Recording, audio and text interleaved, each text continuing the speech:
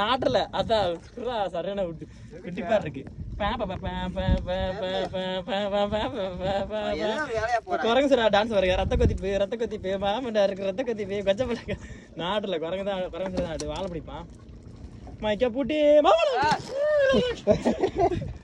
கைய கடிக்க வந்துருச்சியா பாம்பு மாதிரியா திரும்பியா அது கடிக்க போட்டு மைக்க பூட்டி மாமண்டா செருப்பாலடே. அதுக்கு பல்லே இருக்காதுடா பாவிய.